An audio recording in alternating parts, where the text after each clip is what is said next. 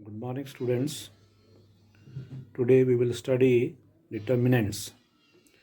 हमने पिछले दिनों पढ़ा है मैट्रिक्सेस और आज हम एक न्यू टॉपिक पढ़ेंगे डिटर्मिनेंट, जिसको बोलते हैं सारणिक।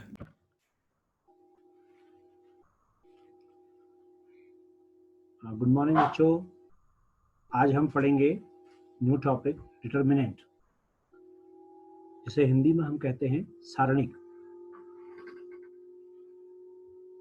जब हमारे पास दो इक्वेशंस हों बच्चों, a1x plus b1y is equal to c1 और a2x plus b2y is equal to c2, तो हम इन इक्वेशंस को ऐसे मैट्रिक्स के फॉर्म में लिख सकते हैं। देखिए, पहले मैट्रिक्स ऐसे बनेगी, दूसरी x into y is equal to c1 c2। आप देखेंगे अगर हम इनको मल्टीप्लाई करते हैं तो ये इक्वेशंस हमको मिल जाती हैं। तो इस डिटर्मिनेंट चैप्टर का बहुत ही यूज हमारे पास होगा। हम उसमें हम यूज करेंगे इक्वेशंस को सॉल्व करना। आपने पहले पढ़ा है कि इक्वेशंस किन किन कंडीशन में सॉल्व हो सकती हैं, वो हम दोबारा देखेंगे अभी। डिटर्मिनेंट में आप देखेंगे determinant every square matrix A is equal to Aij of order n can be associated a number, a real number और a complex number, उसको हम डिटर्मिनेंट देते हैं। किसी भी मैट्रिक्स से हम किसी नंबर को या किसी एक्सप्रेशन को जोड़ सकते हैं, वो डिटर्मिनेंट कहलाता है। जैसे अगर हमारे पास ये एग्जांपल है, अगर A इज इक्वल टू, ये है एक मैट्रिक्स है A B C D, तो डिटर्मिनेंट A ऐसे हो जाएगी A B और C D। अब determinant of A matrix of order 1, ये देखिए ये ऑर्डर 1 की है, ये ऑर्डर 2 की है, हमारे पास 2 ऑर्डर की मैट्रिक्स भी दिखाई दे रही है। इसी प्रकार से हमारे पास 3 ऑर्डर की मैट्रिक्स भी, 3 क्रॉस 3 की मैट्रिक्स भी हमारे पास होगी। जैसे ये देखिए, ये डिटर्मिनेंट A जो है ये 3 ऑर्डर की डिटर्मिनेंट है, ठीक है। अब इसका एक्सपेंशन कैसे करते हैं, कैसे हम खोलते हैं? किसी भी डिटर्मिनेंट को हम अबाउट रो या अबाउट कॉलम खोल सकते हैं। देखिए यहाँ पर लिखा हुआ है कि अगर हम अबाउट रो खोलते हैं तो ऐसे करना होता है, determinant A minus 1 to the power I plus j, A11 और आगे अंदर इसका माइनर लिख सकते हैं और इसको एक्सपेंड करते हैं। स्टेप 1, स्टेप 2, स्टेप 3 आप समझेंगे। उसके बाद डिटर्मिनेंट A ऐसे आ जाएगा, एक्सपेंड करके ऐसा हो जाएगा।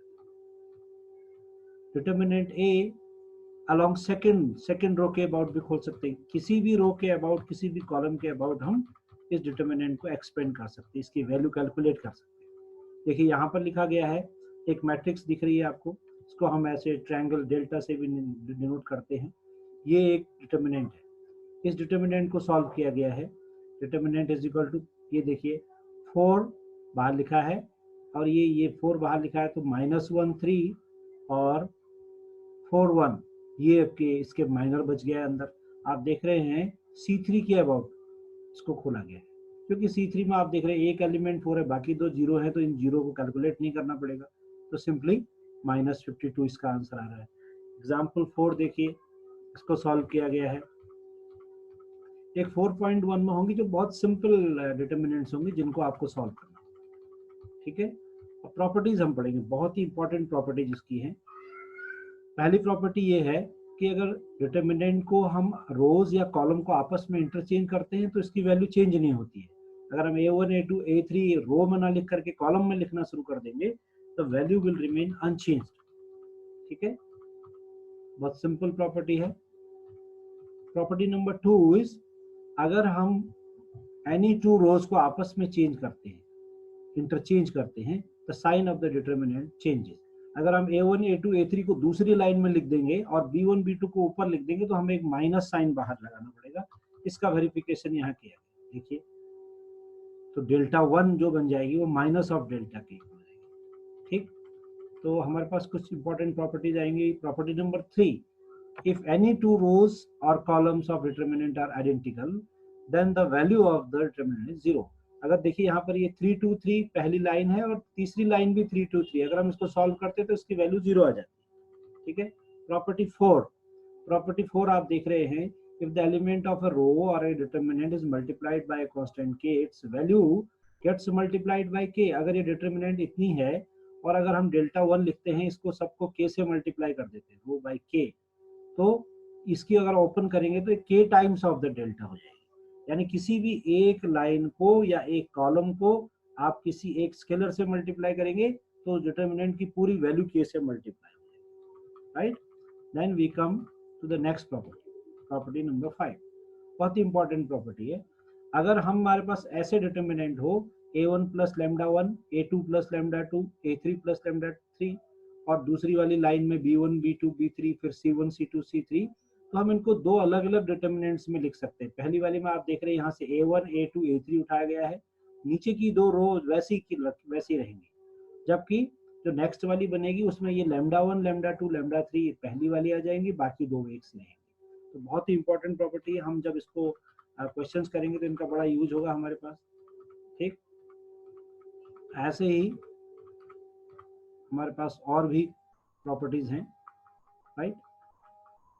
प्रॉपर्टी नंबर 6, दैट इज हम ये लिख सकते हैं किसी भी रो को दूसरी रो में ऐड कर सकते हैं और उसको किसी स्केलर से मल्टीप्लाई करके ऐड कर सकते हैं। जैसे ये है a1 a2 a3, तो इसको क्या लिखा गया है k times of c1 k times of c3, यानी थर्ड रो को k से मल्टीप्लाई करके फर्स्ट रो में ऐड किया जा सकता है, and the value of the determinant will remain unchanged, कोई फर्क नहीं पड़ेगा। ठीक है, क्या किया गया है, पहली जो रो है उसमें तीसरी रो को k से मल्टीप्लाई करके हर एलिमेंट में जोड़ दिया गया। ऐसा अगर हम करेंगे तो कोई फर्क नहीं पड़ेगा। ठीक है, बहुत ही इंपॉर्टेंट प्रॉपर्टी है। और इसके बाद हम कुछ क्वेश्चंस को सॉल्व करेंगे। देखिए यहाँ पर कुछ क्वेश्चंस को सॉल्व किया गया, बहुत ही इंपॉर्टेंट है। देखिए यहाँ पर एक सॉल्व किया गया b प्लस सी ए, इसकी वैल्यू 4abc निकाली गई। तो जो हमने प्रॉपर्टीज यूज करी हैं उनको यहाँ, जो प्रॉपर्टीज हमने देखी उनको यहाँ यूज कर लेंगे। ठीक है, it is a very important one. आपको समझ में आ रहा है, r1 minus r2 minus r3, ये ऑपरेशन करने के बाद ऐसे बन जाए। एक बहुत ही इंपॉर्टेंट क्वेश्चन बोर्ड में आता है, ये देखिए एक्स वाई जेड अगर ऐसा हो तो इसकी वैल्यू बताना है 1 plus p x 1 plus x y z. तो आप देखिए इसमें प्रॉपर्टी यूज कर दी गई है, एक्स एक्स स्क्वायर 1 के साथ पहली बना दी गई है, और जबकि एक्स एक्स स्क्वायर और एक्स क्यूब के साथ दूसरी बना दी गई है। और इसको चेंज करके दो प्रॉपर्टीज लगा करके इसमें C3 को C2 से एक्सचेंज किया, C1 को C2 से एक्सचेंज किया, तो ये फिर वो ऐसे बन गया this into 1 plus x y z. और अब हम उसकी वैल्यू निकाल देंगे। अंदर वाली डिटर्मिनेंट की वैल्यू आ गई है ऐसे x minus y y minus z and z minus x, साथ में ये आ गया। बिकॉज ये बताया गया है कि x y z are different, तो ये तीनों चीजें तो जीरो हो नहीं सकती हैं, इसका मतलब 1 प्लस एक्स वाई जेड ही जीरो होगा।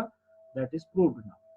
ठीक है, और एक बहुत अच्छा क्वेश्चन आपके एग्जाम्पल में लिखा हुआ है, एग्जाम्पल 6, 1 प्लस ए, इसको कैसे हम इसके बराबर प्रूव करेंगे। देखिए क्या किया गया है कि ए बी सी कॉमन ले लिया गया है r1 r2 r3 से, यानी पहली रो से a कॉमन लेंगे तो यह बन जाएगा 1 अपॉन ए प्लस 1, फिर 1 अपॉन ए और 1 अपॉन ए। फिर दूसरी रो से b कॉमन ले लिया गया है तो पहला 1 upon b plus 1 1 upon b, ऐसे बन जाएगा। तीसरी से c को कॉमन ले लिया गया है तो 1 अपॉन सी ऐसे बन जाएगा। फिर उन्होंने तीनों को ऐड कर दिया गया है, यानी पहली रो में बाकी दो रोज को ऐड कर देंगे। तो आप देख रहे हैं पहला जो एलिमेंट है वो 1 प्लस 1 अपॉन ए 1 अपॉन बी 1 अपॉन सी बन गया, यही तीनों एलिमेंट बन गए। और हम इसको बाहर कॉमन ले लेंगे, अगर ये चीज कॉमन ले लेते हैं तो अंदर ऐसे बन जाए। फिर हमने एक छोटा सा ऑपरेशन और किया, C2 में से C1 को माइनस कर दिया और C3 में से C1 को माइनस किया और रिड्यूस हो जाएगा। ये प्रॉपर्टीज हमने इसीलिए पढ़ी हैं कि हम इनको इसको मिनिमाइज कर सकते हैं कैलकुलेशन को, और finally we get the result. ABC के साथ ये एक्सप्रेशन हमारे पास आ जाता है, जिसको हम ऐसे भी लिख सकते हैं ABC BCCN। It is very important for board exam, आप इसको नोट करेंगे और सॉल्व करेंगे। ठीक है, अब यहाँ देखो, अगर हम इनको देखें, ये 1 मार्क्स क्वेश्चन है फर्स्ट एक्सरसाइज का, एक्स वाई जेड ABC, अगर हम इसे ब्रेक करेंगे तो ये दो में टूट जाएगी, इसकी तीसरी रो हो जाएगी एक्स वाई जेड, तो एक्स वाई जेड के साथ एक बन जाएगी। फिर दूसरी डिटर्मिनेंट बनेगी एक्स वाई जेड ABC और ABC, दोनों डिटर्मिनेंट्स में दो दो चीजें कॉमन हो जाएंगी, इसकी भी दो कॉलम कॉमन है, इसकी भी दो कॉलम एक से हैं, तो इसकी वैल्यू 0 हो जाएगी। ऐसे ही इस सेकंड को अगर हम सॉल्व करना चाहते हैं तो ये पहला कॉलम है, इसमें दूसरा और तीसरा जोड़ देंगे, यानी हम लिखेंगे C1 is equal to C1 plus C2 plus C3। ऐसा करेंगे तो यहाँ पर सारे ऐड करके 0 0 0 हो जाएंगे। और हमने जानते हैं कि जब कोई डिटर्मिनेंट के पहला कॉलम या कोई भी एक कॉलम 0 हो जाता है तो उसकी वैल्यू 0 हो जाती है। ऐसे ही इसमें हम एक प्रॉपर्टी यूज कर लेंगे। देखिए ये देखिए 7 9 जा 63 और उसमें 2 जोड़ के देखेंगे तो 65 आ जाएगा। तो हम इसमें एक ऑपरेशन कर सकते हैं, C3 minus 9 times of C2 minus C3 C1, ये तीनों करेंगे तो ये 0 0 आ जाएगा। इस प्रकार से हम प्रॉपर्टीज यूज करेंगे। ऐसे ये ये वाला है, ये बहुत इंपॉर्टेंट है, you just note down this one. B plus c, C plus a, Q plus r, इसमें आप देखेंगे सबको ऐड कर देंगे। अगर हम इनको सबको R1 में R2 R3 ऐड कर देंगे तो यहाँ बन जाएगा 2 times of A plus B plus c, यहाँ जाएगा 2 times of P plus Q plus r, यहाँ जाएगा 2 times of X plus Y plus Z। ऐसे करके लेंगे और फिर एक और प्रॉपर्टी लगा के हमको ये जो रिक्वायर्ड रिजल्ट है वो हमको मिलने वाला है। ठीक है।